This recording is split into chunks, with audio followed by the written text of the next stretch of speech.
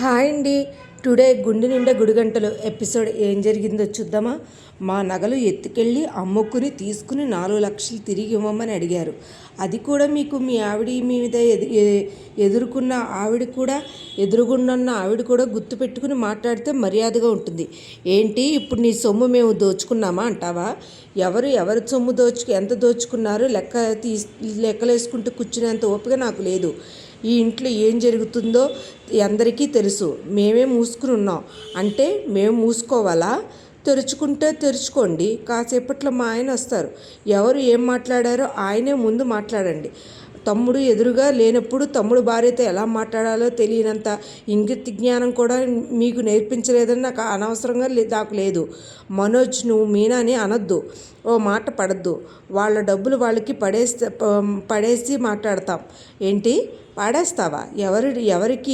ఎవరికి భిక్షమేస్తారు? గుడి ముందు అడుక్కునేంత దరిద్రులంతో ఇంకెవరూ బతకడం లేదు.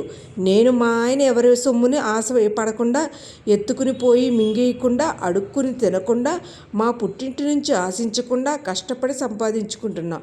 అయినా నా డ్యూటీ నేను చేశాను. అందరి కోసం అందరికీ నేను పూరీలు వేసి అక్కడే టేబుల్ మీద పెట్టాను. వచ్చిన వాళ్లకు నచ్చిన వాళ్లకు తినటానికి నాకేం అభ్యంతరం లేదు. ఆ తర్వాత ఎవరిష్టం వాళ్ళది.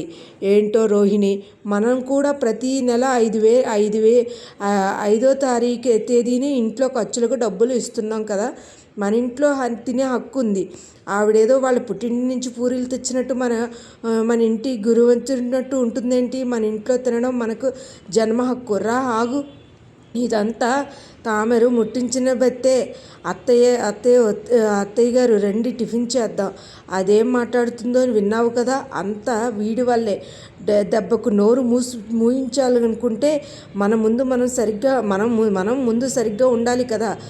అడిగిన దానికి ప్రశ్నకు మన సభావు ఇవ్వాలి కదా.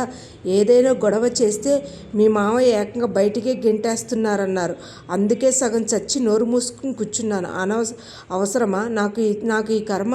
ఈ వెధవ కన్నందుకు తల వంపులు తప్పవు. మీకు తల వంపులు రాకుండా నేను చేస్తాను. వాళ్ళ డబ్బు వాళ్ళకి ఎలాగైనా తెచ్చిచ్చేస్తాను. సరేనా? ఇంకొకసారి ఈ ఇంట్లో ఇది మిమ్మల్ని ఉండాల్సిన అవసరం కూడా లేదు. ఇంటి యజమానికి అనే హక్కు మీకుంది. తినే హక్కు కూడా మీకు ఉంది. అత్తయ్య, అవునమ్మా, తిందాం రా. ఏంటి? సరే పదండి, వస్తాను. మావయ్య, టిఫిన్ చేయడానికి రండి. ఏ గ్రహాల మధ్యన కూర్చుని తినాలమ్మా? ఇవి ఎప్పటికీ వదిలే గ్రహాలు కావులే నాన్న. నేను తినను రా. తప్పు మీద తప్పులు చేసే వాళ్ళకే దర్జాగా కూర్చుని తింటున్నారు. మనకేం కర్మ నాన్న? మీరంతా తినండి రా, నేను తర్వాత తింటాను. తినకపోతే నేను వదిలిపెట్టను. మరి అలాగే అంకుల్ వాళ్ళ ఇంటికి ఆ అంకుల్ ఆంటీ పక్కన కూర్చుని తినడం ఇష్టం లేదు కదా, ఆ తర్వాత తింటాను అనుకుంటున్నారా? నువ్వు పదవే. ఏంట్రా వచ్చావు? మింగేస్తున్నా. అందరికి కావాల్సినవి ఉన్నాయి, మీరు తినండి. Thank you. మీ హోటల్లో వెళ్ళి తినాల్సి వస్తుంది అనుకున్నాను. ఎందుకు నీకు రోహిణి ఎక్కువైనట్టే? డబ్బులు ఎక్కువనా? అమ్మా, ఏంటి కారు ఏంటి? ఏమీ నాకు కోపంగా ఉన్నావా కదా అనుకున్నా. అదేం లేదు శృతి, ఎందుకు అలా అంటున్నావు? నేను నగలు అమ్మేసుకున్నాను.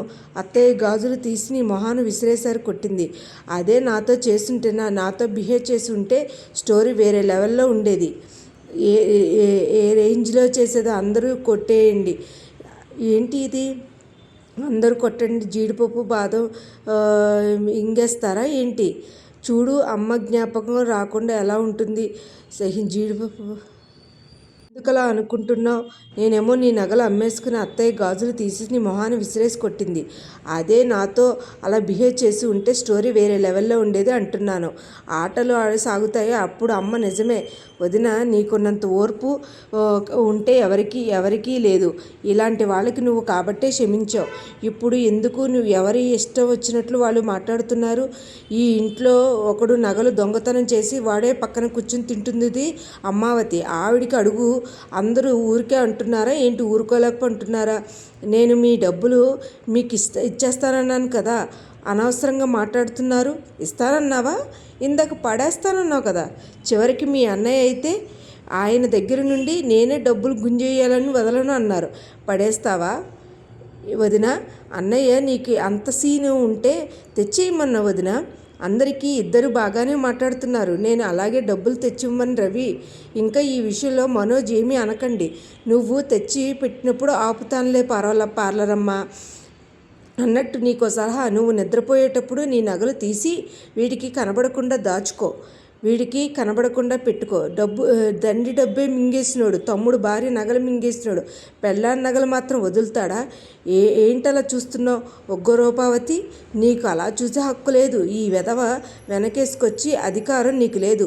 చూసింది చాలే, మింగు. ఎక్కడికి నాన్న? మనుషులు ఉండే చోటికి. ఏంట్రా మీ గురించి నేను అనడానికి? నేను మనిషిని. మీ అమ్మనా? ఓ సరే, డ్రాప్ చేస్తాను. అనవసరం రా, నేను కాసేపు రంగారావుతో మాట్లాడుతూ వస్తాను. నీకు టైం అవుతుంది కదా, బయలుదేరి. అమ్మ మీనా, బయటికి వెళ్ళి వస్తానమ్మా. సరే మావయ్య. నాన్న ఎప్పుడు బయటికి వెళ్ళినా నీతో చెప్పి వెళ్తాడు కదమ్మా. ఇద్దరూ మాట్లాడుకోవడం లేదు కదా రవి. ఆయన నాతో మాట్లాడటం లేదు. నేను సంతోష్ అంకులని కాబట్టి మాట్లాడకుండా ఉన్నారు. వేరే వాళ్ళైతే ఈ పాటి సూట్ కేసు ఇచ్చి బయటికి మీ పుట్టింటికి పంపించేసేవాళ్ళు. నువ్వే దీన్ని పెద్దది చేస్తున్నావు శృతి. నువ్వెందుకు దీన్ని చిన్న విషయంలో చూస్తున్నావు రోహిణి? It's a crime. తినమ్మా, అక్కర్లేదు.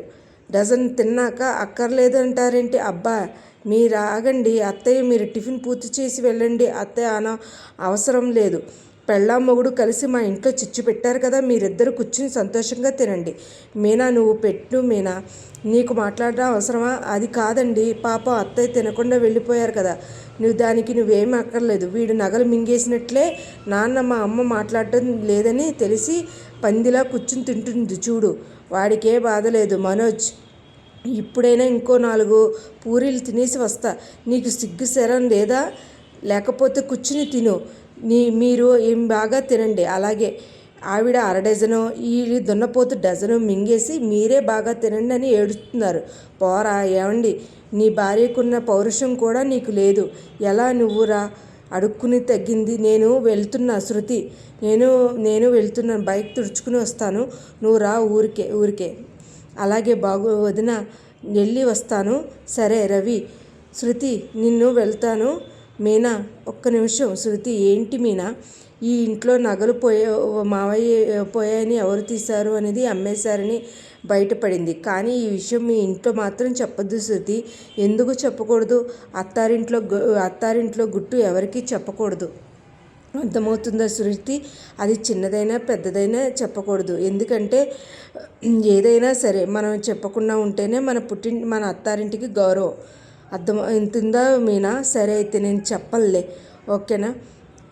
నువ్వు డీలర్ని కలవాలన్నావు, వెళ్ళలేదా? ఇప్పుడు వెళ్ళాలి. ఎందుకు అలా ఉన్నావు? అమ్మ నాన్న మాట్లాడుకోవడం లేదు కదా, నా వల్లే కదా. ఇప్పుడు నీకు ఇది బుద్ధి వచ్చిందా? ఎంత చెప్పినా నీకు అర్థం కాదు కదా. ఏం చెప్తాం, అంతే. మీ నగలు కొట్టేసిన వాళ్ళు, మీ ఫర్నిచర్ తీసుకున్న వాళ్ళు వచ్చారండి.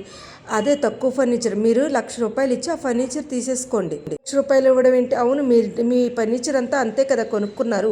కొనేసుకుని మీరు సరే నేను ₹1,00,000 ఇచ్చేస్తానండి ఆ ఫర్నిచర్ పెట్టి. ఎలాగో కల్పన మనకి డబ్బులు ఇచ్చింది కదా, మీనా డబ్బులు మనకి ఇచ్చేద్దాం. అవును ఇచ్చేయాలి. ఇవ్వకపోతే ఏదో మాట అంటూనే ఉంటారు. దగ్గు వస్తుందమ్మా. ఏమండి వాటర్ తాగండి. దాగండి. నేను తాగను అని చెప్పేసి ఏమీ మాట్లాడు. నేను ఇచ్చేవి తాగరు అంటూ మావయ్య తాగండి. ఎందుకు నాన్న అలా పుస్తకాలు తీస్తున్నావు? ఏం లేదురా, అంతే. లైఫ్ అంటే ఇలాగే ఉంటుందిరా. దానివల్ల నాకు చాలా ప్రాబ్లంగా ఉంది. మావయ్య మీకు అల్లం అన్నీ వేసి మిరియాలు వేసి పాలు కాసిస్తాను మావయ్య, అప్పుడు గొంతు సరవుతుంది. ఈ దుమ్ము జోలికి అట్లకి వెళ్ళకండి మావయ్య, అర్థమవుతుందా? చూసారా అత్తయ్య మావయ్య మాట్లాడుకోవట్లేదండి. ఎలాగైనా మాట్లాడుకోవాలి, ఏదో ఒకటి చెయ్యండి. మా నాన్నకి తొందరగా కోపం రాదు, కానీ కోపం వచ్చింది. చూద్దాం ఏం చేస్తారో చూద్దాం అంటూ అనేసరికి మీనాని బాలు సరసాలు ఆడుకునేసరికి ఇంకా ఇదేనండి వాళ్ళ స్టోరీ. అసలు ముందు ఎపిసోడ్లో ఏం జరుగుద్ది ఏంటనేది మనం ముందు ఎపిసోడ్లో తెలుసుకుందాం. నా వీడియోస్ కనుక మీకు నచ్చినట్లయితే లైక్ చేసి షేర్ చేసి సబ్స్క్రైబ్ చేయండి. Thank you.